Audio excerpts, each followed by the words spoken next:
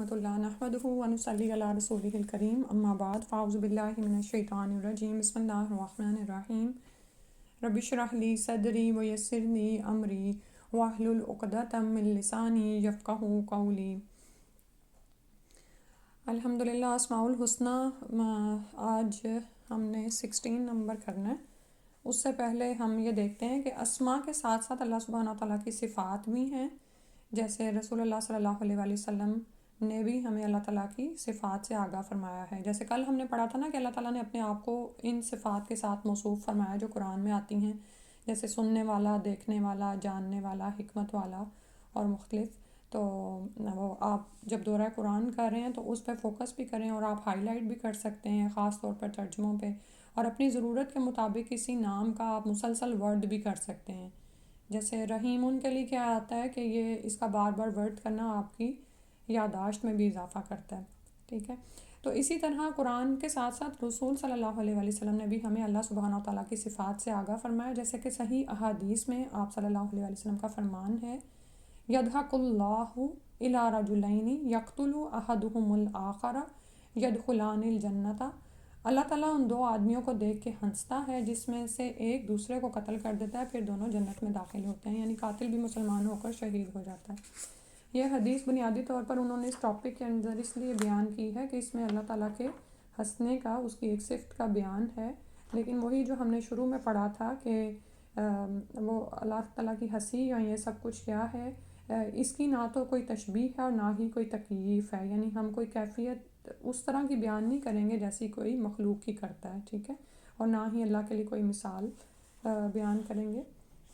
اور لیکن جو چیزیں جس طرح سے آئی ہیں اس پر ہم ایمان رکھتے ہیں اور ان پر ہمارا یقین ہے۔ جیسے کل بھی ہم نے پڑھا تھا کہ رشاد نبوی صلی اللہ علیہ وآلہ وسلم ہے، ینزل ربنا تبارک و تعالی کل لیلۃ الی السماء الدنیا حین یبقی ثلث اللیل الآخر فیقول من یدعونی فاستجیب لہ من یسألنی فاعطیہ من یستغفرنی فاغفر لہ۔ ہمارا رب ہر رات آسمان دنیا پر جب رات کی آخری تہائی باقی ہوتی ہے اتر کر فرماتا ہے، کون مجھ سے دعا مانگتا ہے کہ میں اس کی دعا قبول کروں، کون مجھ سے سوال کرتا ہے کہ میں اسے عطا کروں، کون مجھ سے مغفرت کی درخواست کرتا ہے کہ میں اسے بخش دوں۔ تو یہاں پر اللہ سبحانہ تعالیٰ عرش پر مستوی ہیں، قرآن سے ہی ہمیں پتہ چلتا ہے، لیکن جب رات کا آخری حصہ ہوتا ہے تو وہ آسمان دنیا کی طرف نزول فرماتے ہیں، یعنی وہ آسمان جو ہمیں دنیا سے نظر آتا ہے، اور یہ کس طرح ہوتا ہے اس کی ہم کیفیت بیان نہیں کریں گے۔ اللہ سبحانہ تعالیٰ اکبر ہیں، اعلیٰ و اعظم ہیں، یہ نہیں ہوتا کہ جب وہ نزول فرماتے ہیں تو کوئی چیز ان سے اوپر ہو جاتی ہے۔ اللہ سبحانہ تعالیٰ اپنی شان میں سب سے بلند ہی ہیں۔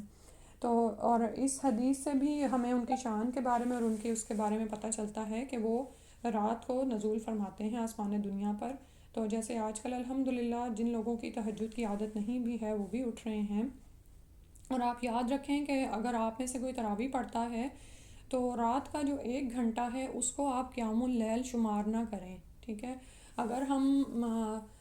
رسول صلی اللہ علیہ وسلم کو جو حکم دیا تھا قم اللیل الا قلیلا نصفہ، تو اس میں ہم یہ دیکھتے ہیں کہ کم سے کم بھی جو ہے نا تہائی تو ہو جس کو قیام اللیل میں شمار کیا جائے، لیکن اس کے بعد تخفیف کر دی گئی کیونکہ تم میں سے کچھ ایسے ہوں گے جو زمین میں چلیں پھریں گے، تجارت کریں گے، کاروبار کریں گے، اور بعض اوقات کچھ مردوں کی جاب بہت ہی زیادہ شدید ہوتی ہے کہ وہ اتنا افورڈ نہیں کر سکتے کہ راتوں کو کھڑے ہوں، اسی طرح کچھ عورتیں سارا دن اتنی مصروف ہوتی ہیں۔ لیکن یاد رکھیے کہ اگر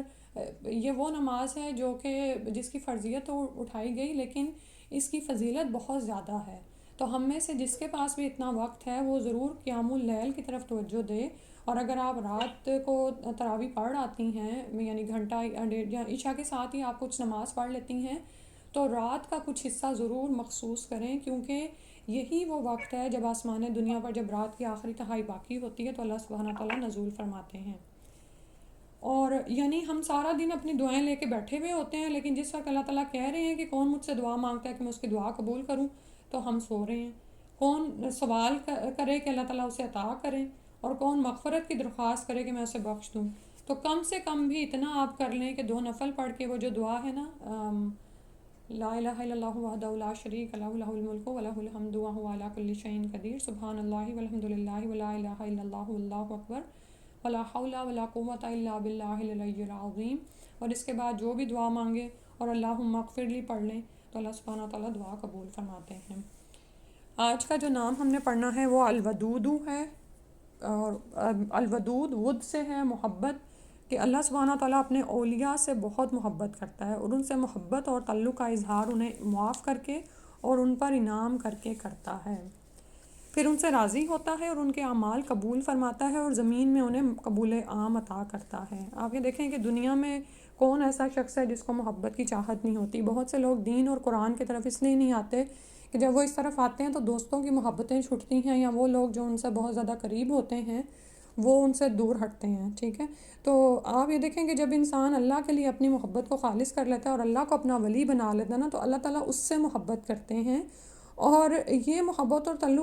تعلق ایسا ہوتا ہے کہ اللہ تعالیٰ انہیں ہماری غلطیوں کو معاف کرتے رہتے ہیں اور ان پر انعام کرتے رہتے ہیں اور ان سے راضی ہوتے ہیں اور ان کے اعمال قبول فرماتے ہیں۔ اور زمین میں قبول عام کیا ہوتا ہے کہ آپ کی محبت پہلے تو ملائے اعلیٰ میں اعلان ہوتا ہے نا کہ یہ شخص اللہ سے محبت کرتا ہے تو اس سے محبت کرو، فرشتے اس سے محبت کرتے ہیں،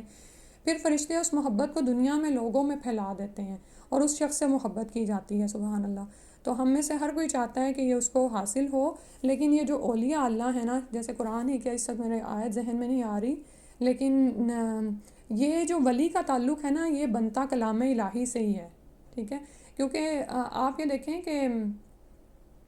وَهُوَ يَتَوَلَّى الصَّالِحِينَ، اینڈ والا آیت کا حصہ میرے ذہن میں آیا ہے کہ وہ صالحین کا یعنی نیکوکاروں کا دوست ہے، اور یہ کون لوگ ہیں جو اللہ سے خاص تعلق پیدا کرتے ہیں نا، اور وہ تعلق قرآن کے بغیر ہو نہیں سکتا،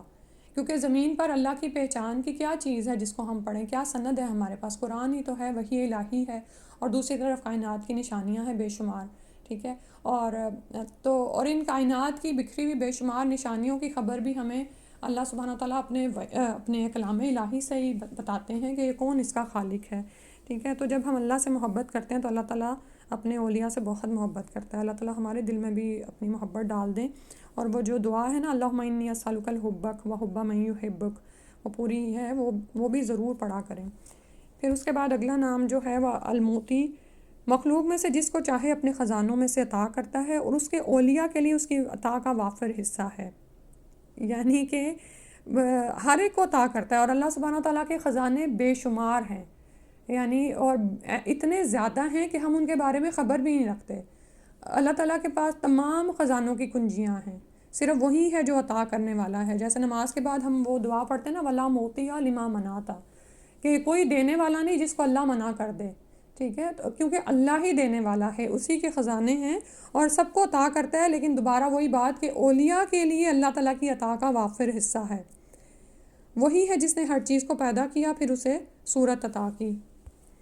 پھر ہے الواسی، وسیع صفات والا، کوئی اس کی تعریف کو شمار نہیں کر سکتا، اس کی عظمت اور سلطنت سب پر وسیع ہے، اور اس کی مغفرت اور رحمت اور فضل و احسان بہت عام ہے۔ جیسے البقرہ اور آل عمران میں ہی بار بار گزرتا ہے نا، واللہ ذو الفضل العظیم، تو وہاں پر فوراً اللہ تعالیٰ سے دعائیں مانگا کریں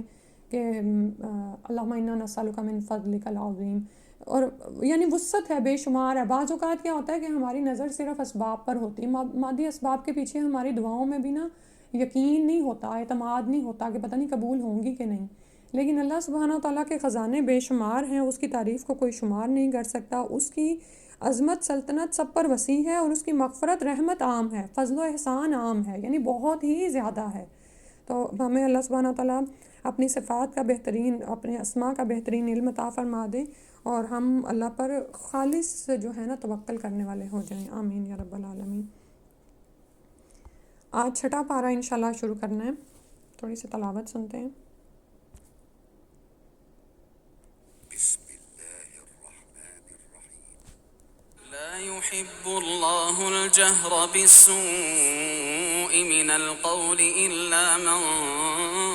ظلم وكان اللہ سمیعا علیما۔ إن تبدوا خيرا أو تخفوه أو تعفو عن سوء فإن الله كان عفوا قديرا۔ إن إن الذين يكفرون بالله ورسله ويريدون أن يفرقوا بين الله ورسله ويقولون نؤمن ببعض ونكفر ببعض ويريدون أن يتخذوا بين ذلك سبيلا. جی آیت نمبر 148 سے شروع کرنا ہے، اور وہی کرنے کا طریقہ پھر سے ہم ایک دفعہ دہرا لیتے ہیں کہ چونکہ آپ یہ سپارے کر چکے ہیں، اپنے نوٹس آپ کے سامنے ہوں، کوئی آپ چیک کرتے رہیں کہ آپ کو سمجھ آ رہی ہے ترجمے کی بھی اور تھوڑی سی جیسے وضاحت کی بھی. اور آج جو میں نے آیت چوز کی قرآن کی کے لیے، یعنی فرمایا انا انزلنا الیک الکتاب بالحق لتحکم بین الناس بما اراک اللہ ولا تکن للخائنین خصیما. اے پیغمبر صلی اللہ علیہ وآلہ وسلم، بے شک ہم نے آپ پر سچی کتاب نازل کی ہے تاکہ آپ اللہ تعالیٰ کی ہدایات کے تحت لوگوں میں فیصلہ کریں اور خیانت کرنے والوں کے حمایتی نہ بنیں. تو رسول صلی اللہ علیہ وآلہ وسلم کو کہہ کر یہی پیغام ہمارے لیے بھی ہے کہ ہم اس کتاب کے سچے ہونے پر ایمان لے آئیں اور اللہ تعالیٰ کی ہدایات کے تحت لوگوں کے مابین فیصلے کریں. ٹھیک ہے. اور آپ یہ دیکھیں کہ قرآن کے برعکس اس وقت بہت زیادہ بھرمار ہے مختلف طرح کے عقائد کی، مختلف طرح کے بحث مباحثے کی، جس میں عام انسان تو ایسے ہی پڑ جاتا ہے. تو ایک حامل قرآن کو تو اپنی سوچ میں مضبوط ہونا چاہیے، اور ایسا کیسے ممکن ہو کہ وہ لوگوں کی بحث میں بہتا چلا جائے اور اپنے قیمتی وقت کو ضائع کر دے. ٹھیک ہے. تو ہم اپنے اصل مقصد پر نظر رکھیں. کبھی بھی آپ میڈیا میں ایسی کوئی چیز کھولیں جس میں ایک میڈیا وار چل رہی ہے ڈفرینٹ ٹاپکس پہ، اس سے بچیں، اس میں پڑھنے سے خود کو بچائیں، اور اپنے ٹارگٹس کو سیٹ رکھیں، اپنے مقاصد پر نظر رکھیں، اپنی پلاننگ کر کے رکھیں، اور اس کو ہر صورت میں مکمل کرنے کی کوشش کریں. یعنی اگر آپ نے اب ہم نے پلان کیا ہے کہ جتنا قرآن ہم نے پڑھا تھا اس کی ایک دفعہ سمجھ پیدا کریں، اس کو دیکھیں کہ ہمیں آتا ہے کہ نہیں، تو اس کو آپ نے ٹارگٹ کرنا ہے. بیچ میں کسی بھی وقت آپ کو کسی آیت پر سمجھ نہیں آتی، اس کو انڈر لائن کریں، اس کی مختلف تفاسیر کو کھول کے پڑھیں، اور اللہ تعالیٰ سے بار بار دعائیں بھی مانگیں. کیونکہ جس راہ پر ہم ہیں اب یہ ہماری ذمہ داری ہے کہ ہم اللہ کی ہدایت کے مطابق لوگوں میں فیصلہ کریں. ٹھیک ہے. یعنی لوگوں کی سنی سنائی باتوں کے مطابق ان میں فیصلہ نہ کریں. اور خاص طور پر میڈیا میں جو بھی چیزیں ہیں، اپنے جو آپ کا فارغ وقت ہے نا، اس کو بھی اس میں ضائع نہ کریں کہ اب تو میں خود کو انٹرٹین کر رہی ہوں. آپ یہ دیکھیں کہ کچھ پتہ نہیں کہ آپ اس میں پڑ جائیں اور آپ پر وہ خیالات اثر انداز ہوں. تو حامل قرآن کو اس بات کا خاص طور پر خیال رکھنا ہے کہ اس کے عقائد قرآن سے ہی آئیں، اور اتنا زیادہ وہ اس میں مضبوط ہو کہ اس کو بیرونی عقائد اور خیالات بالکل بھی افیکٹ نہ کریں، کیونکہ ادروائز آپ لوگوں کے فائدے کے نہیں بن سکتے. آپ اسی طرح پھر لوگوں کو بہکائیں گے جیسے لوگ دوسروں کو بہکا رہے ہیں. مختلف طرح کے نظریات ہیں، کوئی سوچیں ہیں، کچھ ہے. اور اللہ سبحانہ وتعالیٰ ہمیں اس حال سے بچائے اور ہم حقیقت میں حامل قرآن ہونے کا حق ادا کریں. آمین. پڑھتے ہیں. اللہ یہ پسند نہیں کرتا کہ کوئی شخص دوسرے کے متعلق اعلانیہ بری بات کرے، الا یہ کہ اس پر ظلم ہوا ہو، اور اللہ سب کچھ سننے والا اور جاننے والا ہے. اگر تم کوئی بھلائی اعلانیہ کرو یا خفیہ کرو یا کسی کا قصور معاف کر دو تو اللہ خود بھی بڑا معاف کرنے والا ہے اور ہر بات پر قادر ہے. جو لوگ اللہ اور اس کے رسولوں کا انکار کرتے ہیں اور چاہتے ہیں کہ اللہ اور اس کے رسولوں کے درمیان تفریق کریں، اور کہتے ہیں کہ ہم فلاں فلاں رسول پر تو ایمان لاتے ہیں اور فلاں کا انکار کرتے ہیں، اور یہ چاہتے ہیں کہ کفر اور ایمان کے درمیان ایک تیسری راہ اختیار کریں، ایسے ہی لوگ پکے کافر ہیں، اور ہم نے کافروں کے لیے رسوا کن عذاب تیار کر رکھا ہے. اور جو لوگ اللہ اور اس کے تمام رسولوں پر ایمان لاتے ہیں اور ان میں کسی میں بھی تفریق نہیں کرتے، ایسے ہی لوگوں کو اللہ ان کے اجر عطا فرمائے گا، اور اللہ تعالیٰ بڑا بخشنے والا، رحم کرنے والا ہے. اہل کتاب آپ سے مطالبہ کرتے ہیں کہ آپ آسمان سے ان پر کوئی نوشتہ اتار لائیں. ان لوگوں نے تو سیدنا موسیٰ سے اس سے بھی بڑی بات کا مطالبہ کیا تھا. کہنے لگے ہمیں اللہ کو ہمارے سامنے ظاہر دکھا دو. ان کی اسی سرکشی کی وجہ سے ان کو بجلی نے آ لیا. پھر اے اہل کتاب، تم نے واضح دلائل آ جانے کے بعد بچھڑے کو اپنا معبود بنا لیا. پھر ہم نے ان کا یہ قصور بھی معاف کر دیا، اور ہم نے موسیٰ علیہ السلام کو صریح غلبہ عطا کیا. ہم نے ان یہود سے اقرار لینے کے لیے ان کے سروں پر طور پہاڑ کو بلند کیا اور کہا کہ دروازے میں سجدہ کرتے ہوئے داخل ہونا، نیز یہ بھی حکم دیا کہ ہفتہ کے بارے میں زیادتی نہ کرنا، اور ان باتوں پر ہم نے ان سے مضبوط عہد لیا تھا۔ پھر چونکہ ان لوگوں نے اپنا عہد توڑ دیا اور اللہ کی آیات کا انکار کر دیا اور انبیاء کو ناحق قتل کیا اور یوں کہا کہ ہمارے دل غلافوں میں ہیں، حالانکہ اللہ نے ان کے کفر کی وجہ سے ان کے دلوں پر مہر لگا رکھی تھی، لہٰذا ماں سوائے چند آدمیوں کے یہ لوگ ایمان نہیں لائیں گے۔ نیز اس لیے اللہ نے ان کے دلوں پر مہر لگا دی کہ انہوں نے حق بات کا انکار کیا اور مریم علیہ السلام پر بہت بڑا بہتان لگا دیا۔ نیز یہ کہنے کی وجہ سے کہ ہم نے اللہ کے رسول مسیح عیسیٰ ابن مریم کو قتل کر ڈالا ہے، حالانکہ انہوں نے اسے نہ تو قتل کیا اور نہ صلیب پر چڑھایا، بلکہ یہ معاملہ ان کے لیے مشتبہ کر دیا تھا۔ اور جن لوگوں نے اس معاملے میں اختلاف کیا وہ خود بھی شک میں مبتلا ہیں، انہیں حقیقت حال کا کچھ علم نہیں، محض ظن کے پیچھے لگے ہوئے ہیں۔ اور یہ یقینی بات ہے کہ انہوں نے عیسیٰ ابن مریم کو قتل نہیں کیا تھا۔ ظن کا مطلب گمان ہے، اور ظن کے جو اپوزٹ آیا وہ یقینی بات آئی ہے، بلکہ اللہ نے اسے اپنی طرف اٹھا لیا تھا، اور اللہ بہت زور آور اور حکمت والا ہے۔ اور یہ جتنے اہل کتاب ہیں عیسیٰ ابن مریم کی طبعی موت سے پہلے ضرور اس پر ایمان لائیں گے، اور قیامت کے دن وہ ان کے خلاف گواہی دیں گے۔ یہودیوں کے اسی ظلم کی وجہ سے اور بہت سے لوگوں کو اللہ کی راہ سے روکنے کی وجہ سے ہم نے ان پر کئی پاکیزہ چیزیں حرام کر دیں جو پہلے ان کے لیے حلال تھیں، اور اس لیے بھی کہ وہ سود کھاتے تھے حالانکہ انہیں اس سے منع کیا گیا تھا۔ نیز وہ لوگوں کے مال ناجائز طریقوں سے کھا جاتے تھے، اور ایسے کافروں کے لیے ہم نے دکھ دینے والا عذاب تیار کر رکھا ہے۔ لیکن ان میں سے جو علم میں پختہ اور ایماندار ہیں وہ اس وحی پر بھی ایمان لاتے ہیں جو آپ کی طرف نازل کی گئی ہے، اور اس پر بھی جو آپ سے پہلے نازل کی گئی تھی۔ وہ نماز قائم کرتے ہیں، زکوٰۃ ادا کرتے ہیں، اور اللہ اور آخرت کے دن پر ایمان رکھتے ہیں۔ ایسے لوگوں کو ہم بہت بڑا اجر عطا کریں گے۔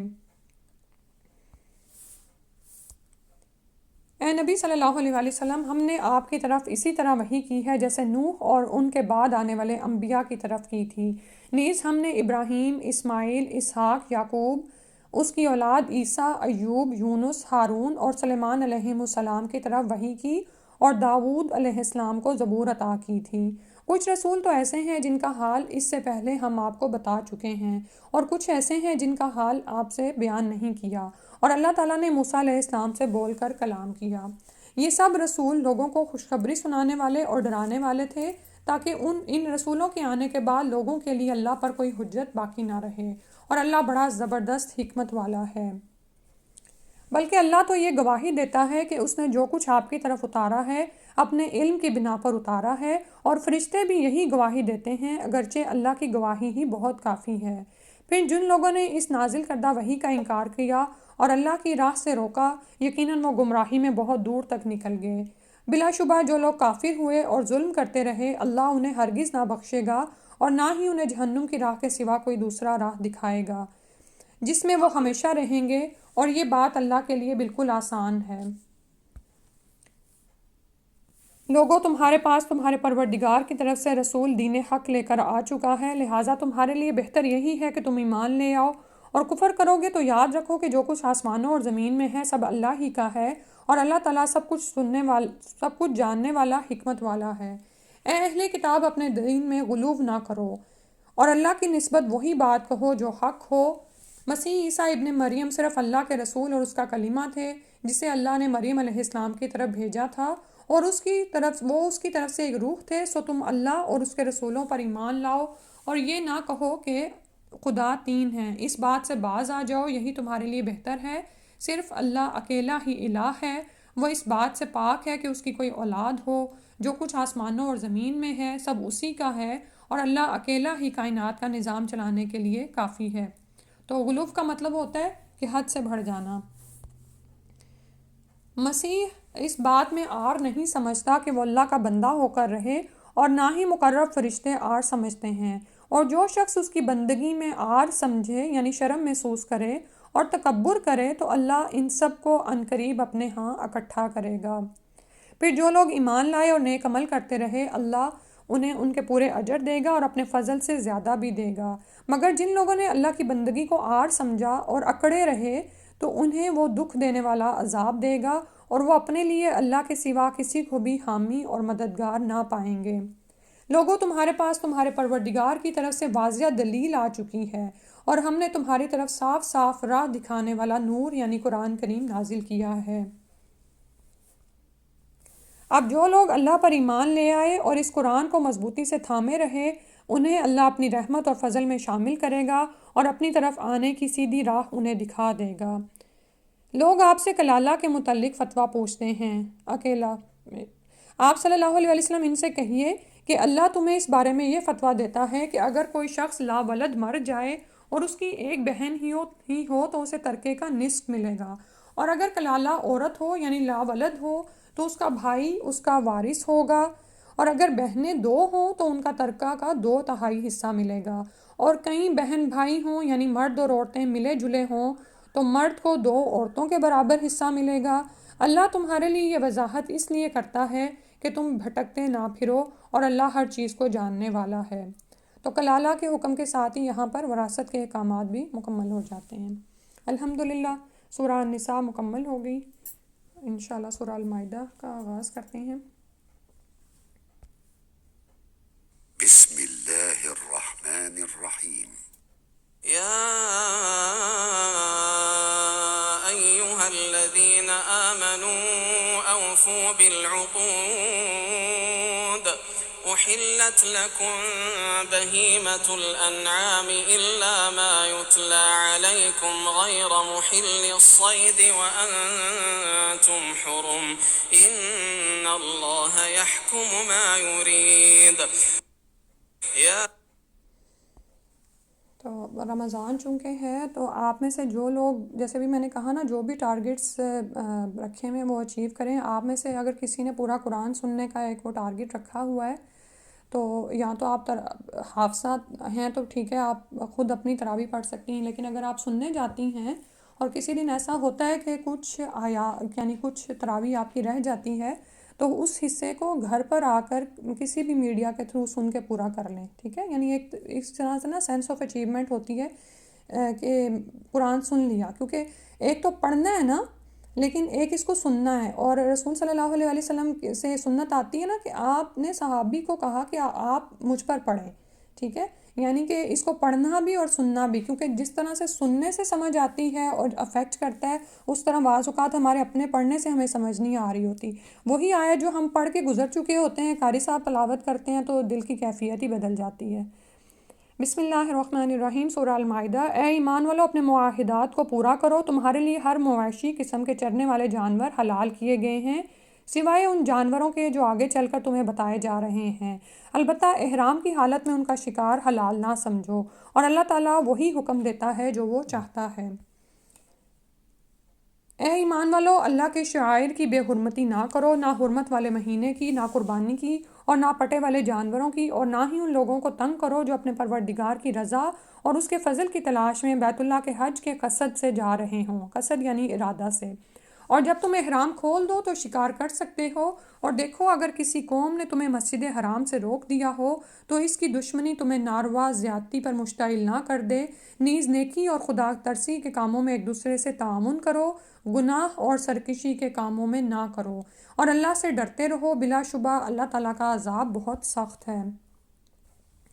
تم پر یہ چیزیں حرام کی گئی ہیں، یعنی مردار، خون، سور کا گوشت، اور ہر وہ چیز جو اللہ کے علاوہ کسی اور کے نام سے مشہور کر دی جائے، نیز وہ جانور جو گلا گھٹ کر یا چوٹ کھا کر یا بلندی سے گر کر یا سینگ کی ضرب سے مر گیا ہو، نیز وہ جانور جسے کسی درندے نے پھاڑا ہو، الا یہ کہ ابھی وہ زندہ ہو اور تم اسے ذبح کر لو، نیز وہ جانور بھی جو کسی آستانے پر ذبح کیا گیا ہو، نیز ہر وہ چیز بھی حرام ہے جس میں فال کے تیروں سے تم اپنی قسمت معلوم کرو، یہ سب گناہ کے کام ہیں۔ آج کافر تمہارے دین سے پوری طرح مایوس ہو گئے ہیں، لہٰذا ان سے مت ڈرو، صرف مجھی سے ڈرو۔ آج کے دن میں نے تمہارا دین تمہارے لیے مکمل کر دیا اور تم پر اپنی نعمت پوری کر دی، اور تمہارے لیے بحیثیت دین اسلام کو پسند کیا ہے۔ پھر اگر کوئی شخص بھوک کے مارے ان حرام کردہ چیزوں میں سے کسی چیز کو کھانے پر مجبور ہو جائے، بشرطے کہ وہ گناہ کی طرف مائل نہ ہو، تو اللہ یقیناً بخشنے والا اور رحم کرنے والا ہے۔ تو اس میں جو مشکل لفظ جو آستانہ آیا ہے تو وہ کیا ہے کہ کوئی بھی ایسا مزار یا در جہاں پر واسطہ وسیلہ ڈال کے اللہ کو پکارا جاتا ہے، یا پھر یہ کہ مشرکوں کے جو ایسی جگہیں ہوتی ہیں میلے ٹھیلے، اور وہاں پر انہوں نے کوئی خاص جگہ بنائی ہوئی ہوتی ہے، دونوں طرح اسی میں ہی آ جائیں گے، ٹھیک ہے، کیونکہ ہر وہ جگہ جہاں پر اللہ کے سوا کسی کو شریک ٹھہرایا جاتا ہے، اور یعنی مسجد کے علاوہ کسی بھی ایسی جگہ کو جس کو عبادت کا وہ مرکز تصور کیا جاتا ہے، قبروں کو سجدہ کیا جاتا ہے، یہ کوئی بھی ایسی چیز ہو سکتی ہے، وہاں پر چاہے بسم اللہ کہہ کر بھی کوئی جانور قربان کیا جائے، وہ سب اسی حرام میں آئے گا۔ اور اس کی تفصیل مزید آپ ضرور پڑھیے گا، کیونکہ یہ بہت ضروری ہے۔ بعض اوقات ہم یہ سمجھتے ہیں کہ یہ تو بسم اللہ کہہ کر جانور حلال کر لیا ہے ہم نے، تو ایسا نہیں ہوتا، ٹھیک ہے۔ اگر وہ آستانے پر ذبح کیا گیا ہے خواہ حلال طریقے سے ہی، تو پھر بھی وہ حرام کی کیٹیگری میں آئے گا۔ لوگ آپ سے پوچھتے ہیں کہ ان کے لیے کیا کچھ حلال کیا گیا ہے، آپ ان سے کہیے کہ تمام پاکیزہ چیزیں تمہارے لیے حلال کر دی گئی ہیں، اور ان شکاری جانوروں کا شکار بھی جنہیں تم نے اس طرح سدھایا ہو جیسے اللہ نے تمہیں سکھایا ہے، لہٰذا جو شکار وہ تمہارے لیے روکے رکھیں وہ کھا سکتے ہو، اور انہیں چھوڑتے وقت اللہ کا نام لے لیا کرو، اور اللہ سے ڈرتے رہو، بلا شبہ اللہ کو حساب چکانے میں دیر نہیں لگتی۔ آج تمہارے لیے تمام پاکیزہ چیزیں حلال کر دی گئی ہیں، اور اہل کتاب کا کھانا تمہارے لیے حلال ہے، اور تمہارا کھانا ان کے لیے، نیز مومن عفیفہ عورتیں تمہارے لیے حلال ہیں، اور ان لوگوں کی عفیفہ عورتیں بھی جنہیں تم سے پہلے کتاب دی گئی تھی، بشرطے کہ اس سے تمہاری غرض مہر ادا کر کے انہیں نکاح میں لانا ہو، محض شہوت رانی اور پوشیدہ آشنائی نہ ہو، اور جس نے بھی ایمان کے بجائے کفر اختیار کیا اس کا وہ عمل برباد ہو گیا، اور آخرت میں وہ نقصان اٹھانے والوں میں سے ہوگا۔ اے ایمان والو، جب نماز ادا کرنے کے لیے اٹھو تو پہلے اپنے منہ اور کوہنیوں تک ہاتھوں کو دھو لو، اپنے سروں کا مسح کرو اور اپنے پاؤں ٹخنوں تک دھو لیا کرو، اور اگر جنابت کی حالت میں ہو تو نہا کر طہارت حاصل کرو۔ ہاں، اگر تم مریض ہو یا سفر میں ہو، یا تم میں سے کوئی شخص رفع حاجت کر کے آئے، یا تم نے عورتوں کو چھوا ہو، پھر تمہیں پانی نہ مل رہا ہو، تو پاک مٹی سے کام لو، پھر اس سے اپنے چہروں اور ہاتھوں کا مسح کر لو۔ اللہ تم پر زندگی کو تنگ نہیں کرنا چاہتا، بلکہ وہ تو یہ چاہتا ہے کہ تمہیں پاک کرے اور تم پر اپنی نعمت پوری کرے تاکہ تم اس کے شکر گزار بنو۔ تو یہاں پر جو وضو کا طریقہ آ رہا ہے اس کی پھر حدیث سے ہمیں وضاحت ملے گی کہ کس طرح سے یہ کیا جائے گا، ٹھیک ہے۔ اس کے بعد ہے، اور اللہ کے اس احسان کو یاد کرو جو اس نے تم پر کیا ہے، اور اس پختہ عہد کو بھی یاد رکھو جو اس نے تم سے لیا، جبکہ تم نے سمعنا و اطعنا، ہم نے سن لیا اور اطاعت قبول کی، کہا تھا، اور اللہ سے ڈرتے رہو کیونکہ اللہ دلوں کی باتیں بھی خوب جانتا ہے۔ اے ایمان والو، اللہ کی خاطر قائم رہنے والے اور انصاف کے ساتھ گواہی دینے والے بنو، اور کسی قوم کی دشمنی تمہیں اس بات پر مشتعل نہ کر دے کہ تم عدل کو چھوڑ دو۔ عدل کیا کرو، یہی بات تقویٰ کے قریب تر ہے، اور اللہ سے ڈرتے رہو، جو کچھ تم کرتے ہو یقیناً اللہ اس سے باخبر ہے۔ جو لوگ ایمان لائے اور نیک عمل کیے ان سے اللہ کا وعدہ ہے کہ ان کے لیے بخشش اور بہت بڑا اجر ہے، اور جن لوگوں نے کفر کیا اور ہماری آیتوں کو جھٹلایا تو ایسے ہی لوگ دوزخ والے ہیں۔ اے ایمان والو، اللہ کا وہ احسان بھی یاد کرو جو اس نے تم پر کیا جب مخالف قوم نے تم پر دست درازی کا ارادہ کیا، تو اللہ نے ان کے ہاتھوں کو تم پر اٹھنے سے روک دیا، اور اللہ سے ڈرتے رہو، اور مومنوں کو اللہ ہی پر بھروسہ کرنا چاہیے۔ اور اللہ نے بنی اسرائیل سے بھی پختہ عہد لیا تھا، اور ان میں 12 سردار مقرر کیے، اور فرمایا، میں تمہارے ساتھ ہوں اگر تم نے نماز کو قائم رکھا، زکوٰۃ ادا کرتے رہے، اور میرے رسولوں پر ایمان لا کر ان کی مدد کرتے رہے، اور اللہ کے بندوں کو قرض حسنہ دیتے رہے، تو میں یقیناً تمہاری برائیاں تم سے زائل کر دوں گا، اور ایسے باغات میں داخل کروں گا جن کے نیچے نہریں جاری ہیں۔ پھر اس کے بعد بھی اگر تم میں سے کسی نے کفر کیا تو وہ سیدھی راہ سے بھٹک گیا۔ پھر چونکہ انہوں نے اپنے عہد کو توڑ ڈالا، لہٰذا ہم نے ان پر لعنت کی اور ان کے دل سخت کر دیے۔ اب ان کا حال یہ ہے کہ کتاب اللہ کے کلمات کو ان کے موقع محل سے بدل ڈالتے ہیں، اور جو ہدایات انہیں دی گئی تھیں ان کا اکثر حصہ بھول چکے ہیں، اور ماں سوائے چند آدمیوں کے آپ کو آئے دن ان کی خیانتوں کا پتہ چلتا رہتا ہے، لہٰذا انہیں معاف کیجیے اور ان سے درگزر کیجیے، اللہ تعالیٰ یقیناً احسان کرنے والوں کو پسند کرتا ہے۔ اسی طرح ہم نے ان لوگوں سے بھی پختہ عہد لیا تھا جنہوں نے کہا تھا کہ ہم نصارہ ہیں، انہیں بھی جو ہدایات دی گئی تھیں ان کا اکثر حصہ انہوں نے بھلا دیا، جس کے نتیجے میں ہم نے تا قیامت ان کے درمیان دشمنی اور کینے کا بیج بو دیا، اور عنقریب اللہ انہیں وہ سب کچھ بتا دے گا جو وہ اس دنیا میں کرتے رہے۔ اے اہل کتاب، تمہارے پاس ہمارا رسول آ چکا ہے جو تمہاری ان بہت سی باتوں کی وضاحت کر دیتا ہے جو تم کتاب میں سے چھپا جاتے تھے، اور بہت سی باتوں کو چھوڑ بھی دیتا ہے۔ اب تمہارے پاس اللہ کی طرف سے روشنی اور ایسی واضح کتاب آ چکی ہے جس کے ذریعے اللہ تعالیٰ ان لوگوں کو سلامتی کی راہیں دکھاتا ہے جو اس کی رضا کے پیچھے چلتے ہیں، اور انہیں اپنے اذن سے اندھیروں سے نکال کر روشنی کی طرف لے جاتا ہے اور سیدھی راہ کی طرف ان کی رہنمائی کرتا ہے۔ اللہ سبحانہ و تعالیٰ ہمیں ان لوگوں میں شامل فرما لے۔ یقیناً وہ لوگ کافر ہیں جنہوں نے کہا کہ مسیح ابن مریم ہی اللہ ہے۔ آپ ان سے پوچھئے کہ اگر اللہ تعالیٰ مسیح ابن مریم کو اور اس کی والدہ کو اور جو کچھ بھی زمین میں ہے ان سب کو ہلاک کر دینا چاہے تو کس کی مجال ہے کہ وہ اللہ کو اس کے ارادے سے روک سکے؟ اور جو کچھ آسمانوں، زمین اور ان کے درمیان ہے سب اللہ ہی کی ملکیت ہے۔ وہ جو کچھ چاہتا ہے پیدا کرتا ہے، اور اللہ ہر چیز پر قادر ہے۔ یہود و نصارہ دونوں کہتے ہیں کہ ہم تو اللہ کے بیٹے اور اس کے چہیتے ہیں۔ آپ ان سے پوچھئے کہ اگر یہی بات ہے تو پھر وہ تمہیں تمہارے گناہوں کی سزا کیوں دیتا ہے؟ بلکہ حقیقت یہی ہے کہ تم بھی ویسے ہی انسان ہو جیسے اس نے دوسرے انسان پیدا کیے ہیں۔ وہ جسے چاہتا ہے معاف کر دیتا ہے اور جسے چاہتا ہے سزا دیتا ہے، اور آسمانوں، زمین اور جو کچھ ان کے درمیان ہے اللہ ہی کی ملکیت ہے اور اسی کی طرف سب کو جانا ہے۔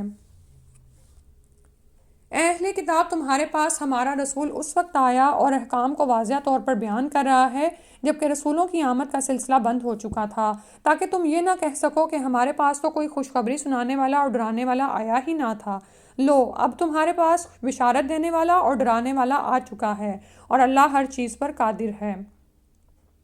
اور وہ وقت بھی یاد کرو جب موسیٰ علیہ السلام نے اپنی قوم سے کہا تھا، اے میری قوم کے لوگو، اللہ کے اس احسان کو یاد کرو جو اس نے تم پر کیا، جبکہ اس نے تم میں سے کئی نبی پیدا کیے اور کئی بادشاہ بنائے، اور تمہیں وہ کچھ دیا جو اقوام عالم میں سے کسی کو نہ دیا تھا۔ اے میری قوم، اس پاک سرزمین میں داخل ہو جو اللہ نے تمہارے لیے مقدر کر رکھی ہے، اور پیچھے نہ ہٹو ورنہ نقصان اٹھا کر لوٹو گے۔ وہ کہنے لگے، موسیٰ، وہاں تو بڑے زور آور لوگ رہتے ہیں، جب تک وہ وہاں سے نکل نہ جائیں ہم تو وہاں کبھی نہ جائیں گے۔ ہاں، اگر وہ نکل جائیں تو ہم داخل ہونے کو تیار ہیں۔ اور جو لوگ اللہ سے ڈرتے تھے ان میں سے دو آدمیوں نے جن کو اللہ نے اپنی نعمت سے نوازا تھا کہا، ان جباروں کے مقابلہ کے لیے دروازے میں داخل ہو جاؤ۔ جب تم اس میں داخل ہوگے تو پھر تم ہی غالب رہو گے، اور اگر تم ایمان لاتے ہو تو اللہ پر بھروسہ کرو۔ قوم کے لوگ کہنے لگے، جب تک وہ جبار لوگ وہاں موجود ہیں ہم تو کبھی بھی داخل نہ ہوں گے، لہٰذا تم اور تمہارا رب دونوں جاؤ اور ان سے جنگ کرو، ہم تو یہیں بیٹھتے ہیں۔ موسیٰ علیہ السلام نے کہا، اے میرے پروردگار، میرا اختیار تو صرف اپنے آپ پر اور اپنے بھائی پر ہے، لہٰذا ہمارے اور نافرمان لوگوں کے درمیان جدائی ڈال دے۔ اللہ تعالیٰ نے فرمایا، اب وہ زمین ان پر 40 برس کے لیے حرام کر دی گئی ہے، اتنی مدت یہ لوگ زمین میں مارے مارے پھریں گے، لہٰذا ایسے نافرمان لوگوں کی حالت پر غم نہ کرنا۔ نیز آپ صلی اللہ علیہ وآلہ وسلم ان اہل کتاب کو آدم علیہ السلام کے دو بیٹوں کا سچا واقعہ سنائیے۔ جب ان دونوں نے اللہ کے حضور قربانی پیش کی تو ان میں سے ایک کی قربانی تو قبول ہو گئی اور دوسرے کی نہ ہوئی۔ دوسرے نے پہلے سے کہا، میں تمہیں ضرور مار دوں گا۔ پہلے نے جواب دیا، اس میں میرا کیا قصور؟ اللہ تو صرف پرہیزگاروں کی قربانی قبول کرتا ہے۔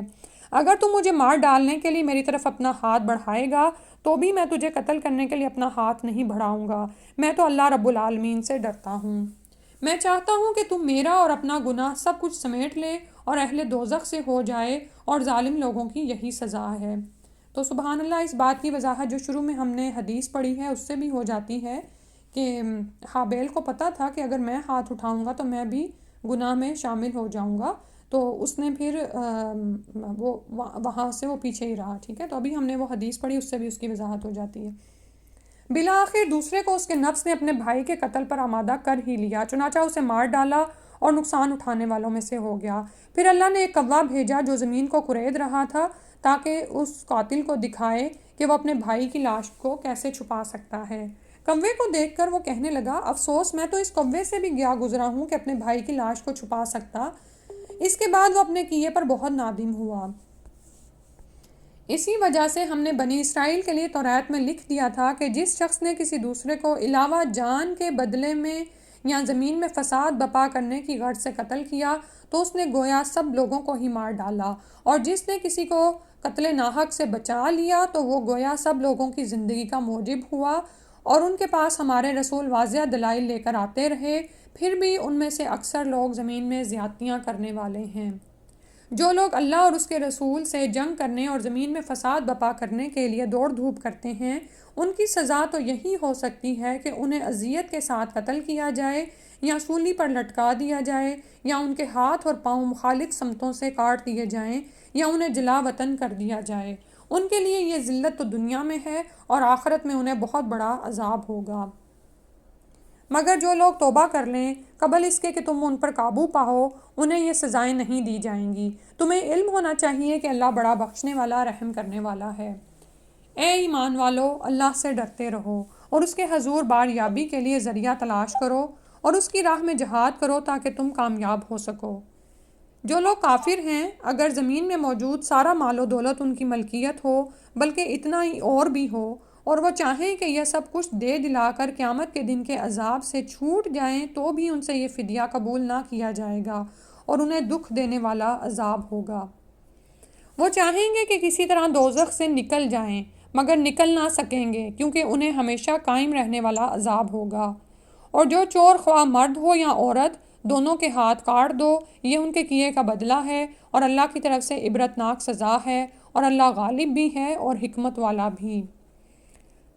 پھر جو شخص ایسا ظلم کرنے کے بعد توبہ کر لے اور اپنی اصلاح کر لے تو اللہ اس کی توبہ قبول کر لیتا ہے، وہ یقیناً بہت بخشنے والا، رحم کرنے والا ہے۔ کیا آپ کو علم نہیں کہ آسمانوں اور زمین کی حکومت اللہ ہی کی ہے؟ وہ جسے چاہے عذاب دے اور جسے چاہے بخش دے، اور اللہ ہر چیز پر قادر ہے۔ اے رسول صلی اللہ علیہ وآلہ وسلم، آپ ان لوگوں سے غمزدہ نہ ہوں جو کفر میں دوڑ دھوپ کر رہے ہیں۔ ان میں سے کچھ تو وہ ہیں جو زبان سے تو کہتے ہیں کہ ہم ایمان لائے، مگر ان کے دل ایمان نہیں لائے، اور کچھ یہودی بھی ہیں، وہ جھوٹ بنانے کے لیے کان لگاتے ہیں، اور ان لوگوں کے لیے کان لگاتے ہیں جو آپ کے پاس نہیں آتے۔ اللہ کی کتاب کے کلمات کا موقع و محل متعین ہو جانے کے بعد اس کا مفہوم بدل ڈالتے ہیں، اور لوگوں سے کہتے ہیں کہ اگر یہ نبی تمہیں ایسا ایسا حکم دے تو مان لینا، ورنہ نہ ماننا، اور جسے اللہ ہی فتنہ میں مبتلا رکھنا چاہے تو اسے اللہ کی گرفت سے بچانے کے لیے آپ کچھ نہیں کر سکتے۔ اللہ تعالیٰ ایسے لوگوں کے دلوں کو پاک نہیں کرنا چاہتا، ان کے لیے دنیا میں رسوائی اور آخرت میں انہیں بہت بڑا عذاب ہوگا۔ یہ لوگ جھوٹ بنانے کے لیے جاسوسی کرتے ہیں، اس کے علاوہ حرام خور بھی ہیں۔ اگر یہ لوگ آپ کے پاس آئیں اور جی چاہے تو ان کا فیصلہ کرو، ورنہ نہ کرو، اور اگر آپ نہ کریں گے تو بھی وہ آپ کا کچھ بگاڑ نہیں سکتے۔ ہاں، اگر آپ ان کا فیصلہ کریں تو پھر انصاف سے فیصلہ کیجئے، کیونکہ اللہ انصاف کرنے والوں کو ہی پسند کرتا ہے۔ اور آپ کو یہ حکم کیسے بنا سکتے ہیں جبکہ ان کے پاس تورات ہے جس میں اللہ کا حکم موجود ہے؟ اس کے باوجود وہ اس حکم سے منہ پھیر لیتے ہیں۔ حقیقت میں یہ لوگ ایمان ہی نہیں رکھتے۔ بلا شبہ ہم نے تورات اتاری جس میں ہدایت اور روشنی ہے، اسی کے مطابق اللہ کے فرما بردار نبی ان لوگوں کے فیصلے کیا کرتے تھے جو یہودی بن گئے تھے، اور خدا پرست اور علماء بھی اسی تورات کے مطابق فیصلے کرتے تھے، کیونکہ وہ اللہ کی کتاب کی حفاظت کے ذمہ دار بنائے گئے تھے، اور وہ اس کے حق ہونے کی شہادت بھی دیتے تھے۔ لہٰذا تم لوگوں سے نہ ڈرو بلکہ مجھ ہی سے ڈرو، اور میری آیات کو حقیر سے معاوضہ کی خاطر بیچ نہ کھاؤ، اور جو لوگ اللہ کے نازل کردہ احکام کے مطابق فیصلہ نہ کریں وہی کافر ہیں۔ ان کے لیے ہم نے تورات میں یہ لکھ دیا تھا کہ جان کے بدلے جان ہوگی، آنکھ کے بدلے آنکھ، ناک کے بدلے ناک، کان کے بدلے کان، دانت کے بدلے دانت، اور زخموں کا برابر برابر بدلہ ہوگا۔ اور جو شخص اپنے حق سے دستبردار ہو جائے تو یہ دستبرداری اس کے اپنے گناہوں کا کفارہ بن جائے گی، اور جو لوگ اللہ کے نازل کردہ احکام کے مطابق فیصلہ نہ کریں تو ایسے ہی لوگ ظالم ہیں۔ اور ان پیغمبروں کے بعد ہم نے عیسیٰ ابن مریم کو بھیجا جو اپنے سے پہلے کی نازل شدہ کتاب یعنی تورات کی تصدیق کرنے والا تھا۔ ہم نے اسے انجیل عطا کی جس میں ہدایت اور روشنی تھی۔ یہ کتاب بھی اپنے سے پہلی کتاب تورات کی تصدیق کرتی تھی، اور پرہیزگاروں کے لیے اس میں ہدایت بھی تھی اور نصیحت بھی۔ اور اہل انجیل کو بھی چاہیے کہ جو کچھ اللہ تعالیٰ نے اس میں احکام نازل فرمائے ہیں انہی کے مطابق فیصلہ کریں، اور جو شخص اللہ کے نازل کردہ احکام کے مطابق فیصلہ نہ کریں تو ایسے ہی لوگ نافرمان ہیں۔ اور ہم نے آپ پر سچی کتاب نازل کی ہے جو اپنے سے پہلے کی کتاب کی تصدیق کرتی ہے اور اس کی جامع اور نگران بھی ہے، لہٰذا آپ ان کے فیصلے اللہ کے نازل کردہ احکام کے مطابق ہی کیجیے، اور جبکہ آپ کے پاس حق آ چکا ہے تو ان کی خواہشات کے پیچھے نہ چلیے۔ تم میں سے ہر امت کے لیے ہم نے ایک شریعت اور ایک راہ عمل مقرر کی ہے، اور اگر اللہ چاہتا تو تم سب کو ایک ہی امت بھی بنا سکتا تھا، لیکن وہ تو چاہتا ہے کہ اس نے جو کتاب تمہیں دی ہے اس کے ذریعے تمہاری آزمائش کرے۔ لہٰذا اصل کام یہ ہے کہ بھلائی کے کاموں میں ایک دوسرے سے آگے بڑھو۔ تم سب نے اللہ ہی کی طرف جانا ہے، پھر جن باتوں میں تم اختلاف کرتے رہے وہ سب کچھ تمہیں بتا دے گا۔ اور آپ جب ان کا فیصلہ کریں تو اللہ کے نازل کردہ احکام کے مطابق کیجیے، ان کی خواہشات کی پیروی نہ کیجیے، اور اس بات سے ہوشیار رہیے کہ جو احکام اللہ نے آپ کی طرف نازل کیے ہیں ان سے یا ان کے کچھ حصہ سے یہ لوگ آپ کو منحرف نہ کر دیں، اور اگر یہ ان باتوں سے اعراض کریں تو جان لیجیے کہ اللہ انہیں ان کے بعد جرائم کی سزا دینا چاہتا ہے۔ بلا شبہ ان میں سے اکثر لوگ نافرمان ہی ہیں۔ کیا یہ لوگ جاہلیت کا فیصلہ چاہتے ہیں؟ حالانکہ یقین کرنے والوں کے نزدیک اللہ سے بہتر فیصلہ کرنے والا کوئی نہیں ہو سکتا۔ ٹھیک ہے، تو جیسے ابھی شروع میں حامل قرآن کی بات ہو رہی تھی، اب یہاں پر بھی بار بار فرمایا ہے اور 3 جگہوں پر کہ وہ لوگ جو اللہ کے حکموں کے مطابق فیصلہ نہیں کرتے وہ ظالم ہیں، فاسق ہیں، کافر ہیں، تو اللہ تعالیٰ ہمیں ان کی کیٹیگری میں ہونے سے بچائے۔ تو حامل قرآن پر ایک بہت بڑی ذمہ داری عائد ہوتی ہے کہ یہ علم بطور علم نہیں سیکھا جا رہا، ٹھیک ہے، یہ علم برائے عمل سیکھا جا رہا ہے، اور تاکہ لوگوں کے مابین اس علم کے مطابق فیصلہ کیا جائے اور ان کو اس علم کے مطابق ہی ہدایت دی جائے۔ اے ایمان والو، یہودیوں اور عیسائیوں کو اپنا دوست نہ بناؤ، یہ سب ایک دوسرے کے دوست ہیں۔ اگر تم میں سے کسی نے ان کو دوست بنایا تو وہ بھی انہی میں سے ہے۔ یقیناً اللہ ظالموں کو ہدایت نہیں دیتا۔ آپ دیکھیں گے کہ جن لوگوں کے دلوں میں نفاق کا روگ ہے وہ انہی یہود و نصارہ میں دوڑ دھوپ کرتے ہیں، کہتے ہیں کہ ہم ڈرتے ہیں کہ کسی مصیبت میں نہ پڑ جائیں۔ ہو سکتا ہے کہ جلد ہی اللہ مومنوں کو فتح عطا فرما دے یا اپنی طرف سے کوئی اور بات ظاہر کر دے، تو جو کچھ یہ اپنے دلوں میں چھپاتے ہیں ان پر نادم ہو کر رہ جائیں گے۔ اور اہل ایمان یوں کہیں گے، کیا یہی وہ لوگ ہیں جو اللہ کی بڑی بھاری قسمیں اٹھا کر کہتے تھے کہ ہم تمہارے ساتھ ہیں؟ ایسے منافقوں کے اعمال برباد ہو گئے اور انہوں نے بالآخر نقصان ہی اٹھایا۔ اے ایمان والو، اگر تم میں سے کوئی اپنے دین سے پھرتا ہے تو پھر جائے، عنقریب اللہ ایسے لوگ لے آئے گا جن سے اللہ محبت رکھتا ہوگا اور وہ اللہ سے محبت رکھتے ہوں گے، مومنوں کے حق میں نرم دل ہوں گے اور کافروں کے حق میں سخت ہوں گے، اللہ کی راہ میں جہاد کریں گے اور کسی ملامت کرنے والے کی ملامت سے خوف زدہ نہ ہوں گے۔ یہ اللہ کا فضل ہے، جسے چاہے دے دے، وہ بہت فراخی والا اور سب کچھ جاننے والا ہے۔ تو اس میں جب محبت کی، اللہ سے محبت کی بات ہو رہی نا، تو ان صفات پر خود کو پرکھیں کہ کیا ہم یہ سب کچھ ہمارے اندر آ چکا ہے اب تک۔ اے ایمان والو، تمہارے دوست صرف اللہ، اس کا رسول اور ایمان لانے والے ہیں جو نماز قائم کرتے، زکوٰۃ ادا کرتے ہیں اور اللہ کے حضور جھکنے والے ہیں۔ اور جو شخص اللہ کو، اس کے رسول اور مومنوں کو دوست بنائے، وہ یقین رکھے کہ اللہ کی جماعت ہی غالب ہو کر رہے گی۔ اے ایمان والو، جن لوگوں کو تم سے پہلے کتاب دی گئی تھی ان میں سے اور کافروں میں سے ایسے لوگوں کو دوست نہ بناؤ جنہوں نے تمہارے دین کو ہنسی مذاق بنا رکھا ہے، اور اگر تم مومن ہو تو اللہ سے ڈرتے رہو۔ جب تم نماز کے لیے اذان کہتے ہو تو یہ لوگ اس کا مذاق اڑاتے اور اسے شغل بناتے ہیں۔ اس کی وجہ یہ ہے کہ وہ لوگ بے وقوف ہیں۔ آپ یہود سے کہیے، تمہیں ہم سے کیا بیر ہے سوائے اس کے کہ ہم اللہ پر ایمان لے آئے ہیں اور اس پر بھی جو ہماری طرف نازل کیا گیا ہے اور اس پر بھی جو ہم سے پہلے نازل کیا گیا تھا، اور اکثر ان میں سے نافرمان ہیں۔ آپ ان سے کہیے، کیا میں تمہیں اللہ کے ہاں انجام کے لحاظ سے اس سے بھی بدتر انجام والے کی خبر نہ دوں؟ وہ لوگ جن پر اللہ نے لعنت کی اور ان پر اس کا غضب نازل ہوا، پھر ان میں سے بعض کو اس نے بندر اور سور بنا دیا، اور جنہوں نے طاغوت کی بندگی کی، یہی لوگ درجہ کے لحاظ سے بدتر اور سیدھی راہ سے بہت بھٹکے ہوئے ہیں۔ اور جب وہ آپ کے پاس آتے ہیں تو کہتے ہیں کہ ہم ایمان لے آئے، حالانکہ جب وہ آئے تب بھی کافر تھے، اور جب گئے تو تب بھی کافر کے کافر ہی تھے، اور جو کچھ وہ چھپاتے ہیں اللہ اسے خوب جاننے والا ہے۔ ان میں سے اکثر کو آپ دیکھیں گے کہ گناہ اور زیادتی کے کاموں اور حرام خوری میں تگ و دو کرتے پھرتے ہیں۔ جو کام یہ کر رہے ہیں بہت برے ہیں۔ ان کے مشائخ اور علماء ان یہود کو گناہ پر زبان کھولنے اور حرام کھانے سے کیوں نہیں روکتے؟ بہت برا ہے جو یہ لوگ کر رہے ہیں۔ یہود کہتے ہیں کہ اللہ کا ہاتھ بندھا ہوا ہے، بندھے ہوئے تو انہی کے ہاتھ ہیں، اور اس بکواس کی وجہ سے ان پر پھٹکار پڑ گئی، بلکہ اللہ کے تو دونوں ہاتھ کھلے ہیں، وہ جیسے چاہتا ہے خرچ کرتا ہے، اور جو کچھ آپ کے پروردگار کی طرف سے آپ پر نازل ہوا ہے اس نے ان کے اکثر لوگوں کو بجائے ہدایت کے الٹا سرکشی اور کفر ہی میں بڑھا دیا ہے، جس کے نتیجے میں ہم نے ان کے درمیان روز قیامت تک عداوت اور کینہ ڈال دیا ہے۔ جب بھی یہ لوگ جنگ کی آگ بھڑکاتے ہیں اللہ اسے بجھا دیتا ہے۔ یہ ہر وقت زمین میں فساد برپا کرنے میں لگے رہتے ہیں اور اللہ فساد کرنے والوں کو پسند نہیں کرتا۔ اگر یہ اہل کتاب ایمان لے آتے اور تقوی اختیار کرتے تو ہم ان سے ان کی برائیاں زائل کر کے انہیں نعمتوں والے باغات میں داخل کرتے۔ اگر یہ لوگ توریت اور انجیل پر اور جو دوسری کتابیں ان پر ان کے پروردگار کی طرف سے نازل ہوئی تھیں ان پر عمل پیرا رہتے تو ان کے اوپر سے بھی رزق کھانے کو کھانے کو رزق برستا اور پاؤں کے نیچے سے بھی ابلتا۔ ان میں سے کچھ لوگ تو راست رو ہیں لیکن ان میں سے اکثر بد عمل ہیں۔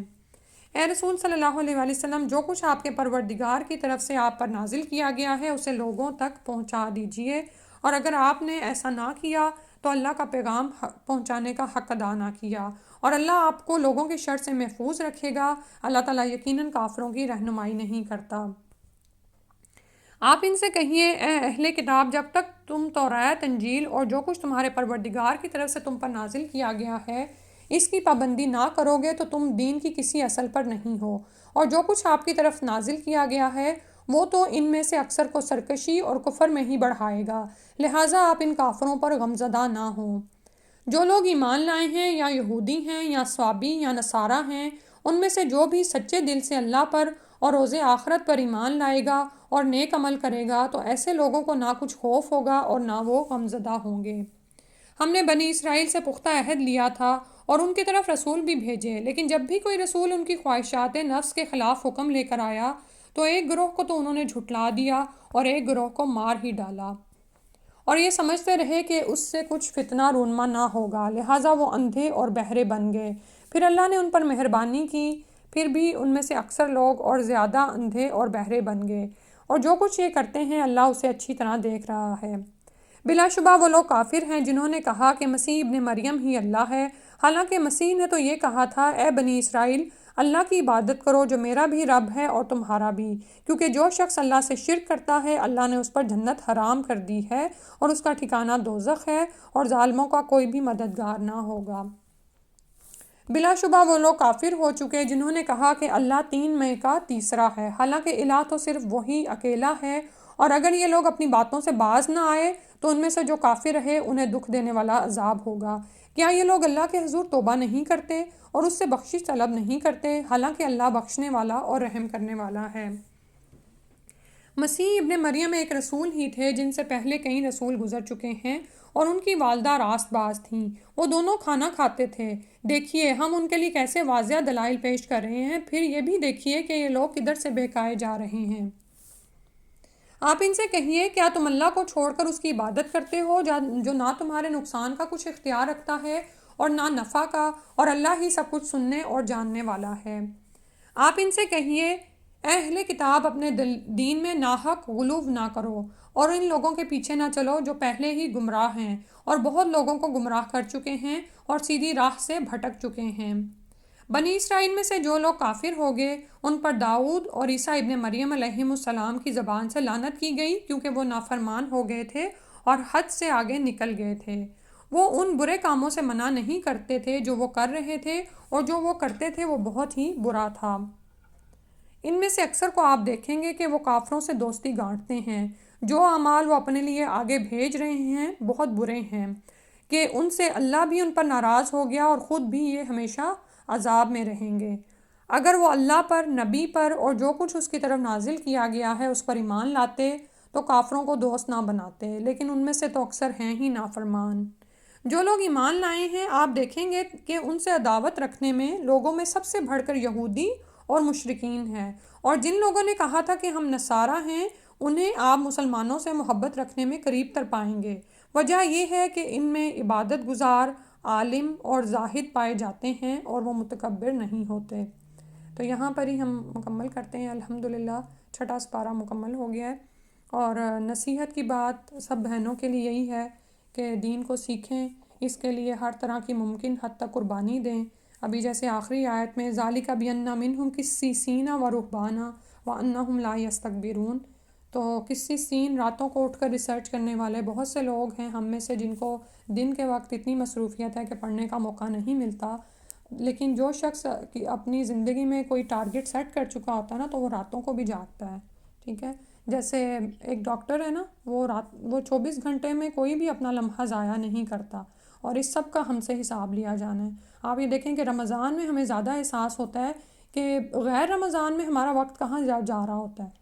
کیونکہ زندگی ڈسپلن میں نہیں نہ ہوتی، لیکن الحمدللہ کہ اللہ سبحانہ و تعالیٰ نے ہمیں رمضان عطا فرمایا جس میں ہمارے کھانے پینے کے اوقات مقرر ہو جاتے ہیں، عبادات کے اوقات مقرر ہو جاتے ہیں، یعنی ہمیں خود کو کرنا پڑتا ہے کہ مجھے یہ کرنا ہے، تراویح میں پہنچنا ہے یا نماز وقت پہ پڑھنی ہے یا سحری کے وقت ضرور اٹھنا ہے تاکہ اسی وقت ہی کھانا ہے، ٹھیک ہے۔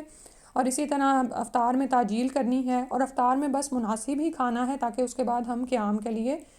فریش ہوں۔ تو یہ سب کچھ جو ہے ہمارا سیٹ ہو جاتا ہے، تو پھر ہم سوچتے ہیں کہ اچھا غیر رمضان میں ہماری کیوں نہیں یہ بن پاتی، تو الحمدللہ اللہ سبحانہ و تعالیٰ نے 12 مہینوں میں ایک مہینہ عطا کیا کہ جس میں ہم اپنی تربیت کریں اور اس میں ہم اپنی پوری جان لگا دیں، اور پھر یہ کہ دن کی گھڑیوں میں اگر وقت نہیں ہے تو راتوں کو اٹھیں، اپنے رب سے خاص تعلق پیدا کریں اور اس قرآن کو سیکھنے سمجھنے کی کوشش کریں، اور اللہ سبحانہ تعالیٰ ہمیں حقیقت میں اللہ والا اور اپنا ولی بنا دے، اور سیکھتے چلے جائیں، جہاں سے بھی علم آپ کو ملتا ہے حاصل کرتے چلے جائیں، اللہ تعالیٰ آپ کے لیے بھی آسانیاں کر دیں گے اور لوگوں کے لیے مفید بن جائیں،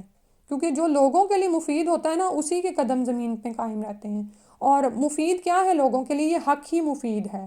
ٹھیک ہے۔ تو حامل قرآن کے لیے پھر وہی نصیحت کہ لوگوں کی باتوں میں پڑھ کے نہ تو اپنا وقت ضائع کرنا ہے اور نہ ہی لوگوں کو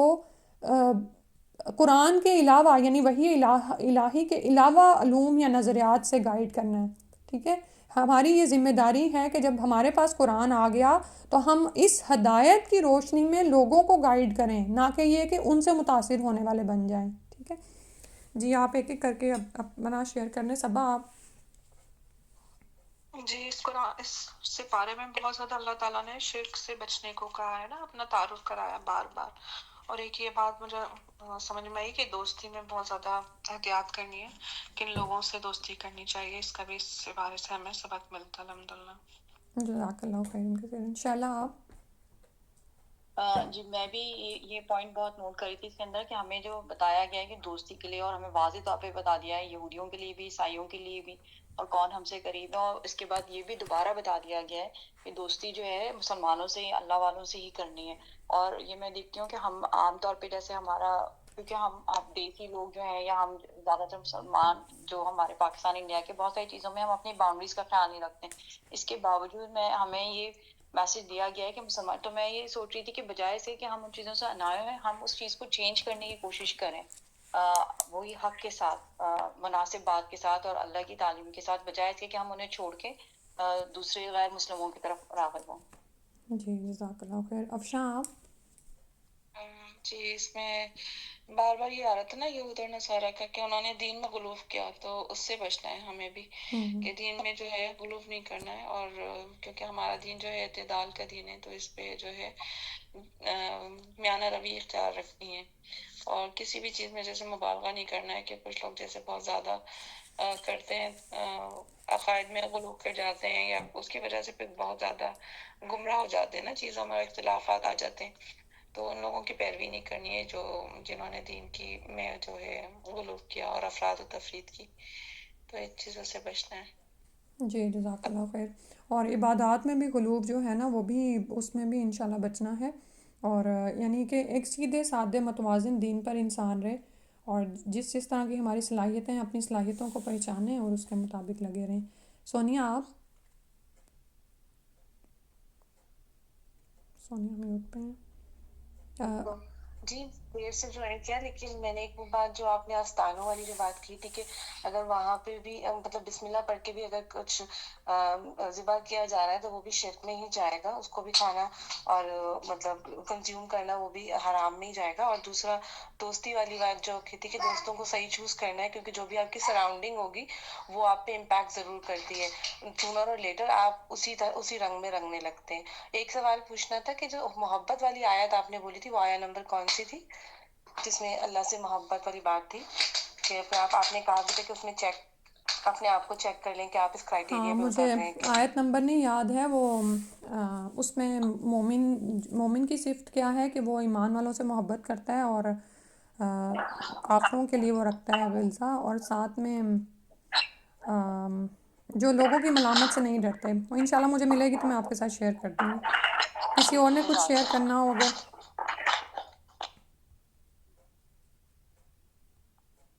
سوری، مجھ سے کچھ کہہ رہی تھی پرنا جی؟ نہیں، میں نے کہا کسی اور نے، ابھی دو خواتین ہیں نا، میرے پاس نام نہیں لیکن ان کے آ رہے، اگر آپ کرنا چاہیں تو دیکھ لیں، نہیں تو پھر دعا پڑھ لیتے ہیں۔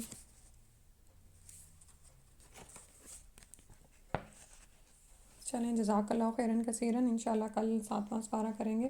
اور دعا پڑھتے ہیں۔ اللہم انی اسألک المعافاة فی الدنیا والآخرہ، اللہم انی اسألک العفو والعافیۃ فی الدنیا والآخرہ، اللہم انک عفو تحب العفو فاعف عنی، اللہم اغفر لی وارحمنی واہدنی وعافنی وارزقنی، آمین یا رب العالمین۔ تو یہاں پر جو ہے نا، میں نے جو دعائیں پڑھی ہیں نا، وہ خیر کے ساتھ ساتھ عافیت بھی اللہ سے مانگا کریں، کہ یعنی کام مکمل بھی ہو جائے بھلائی کے ساتھ اور عافیت بھی حاصل ہو۔ کیونکہ انس رضی اللہ عنہ کہتے ہیں کہ نبی کریم صلی اللہ علیہ وسلم کے پاس ایک آدمی آیا اور اس نے کہا کہ اللہ کے رسول کون سی دعا سب سے افضل ہے؟ آپ صلی اللہ علیہ وسلم نے فرمایا اللہ سے دنیا اور آخرت میں درگزر اور عافیت مانگو۔ وہ شخص دوسرے دن پھر آیا اور عرض کیا اللہ کے نبی سب سے افضل دعا کون سی ہے؟ آپ صلی اللہ علیہ وسلم نے فرمایا اللہ تعالیٰ سے دنیا اور آخرت میں درگزر اور عافیت مانگو، جب تمہیں دنیا اور آخرت میں عافیت مل گئی تو تم نے فلاح پا لی۔ ٹھیک ہے، تو اگر اللہ سبحانہ و تعالیٰ نعمتیں دیتے ہیں اور سب کچھ ہمیں عطا کرتے ہیں اور ہم عافیت میں ہیں، امن سکون میں ہیں، تو یہ بہت بڑی نعمتیں ہیں، اور اس پہ یہ نہیں سوچنا چاہیے کہ نہیں مجھے شاید دنیا میں ہی سب کچھ مل گیا۔ نہیں، دنیا اور آخرت دونوں میں اللہ سے مانگیں، اللہ سبحانہ و تعالیٰ ہمارے لیے ہر طرح کی آسانیاں کریں، آمین یا رب العالمین۔ سبحانک اللہم و بحمدک، اشہد ان لا الہ الا انت، استغفرک و اتوب الیک۔ السلام علیکم ورحمۃ اللہ۔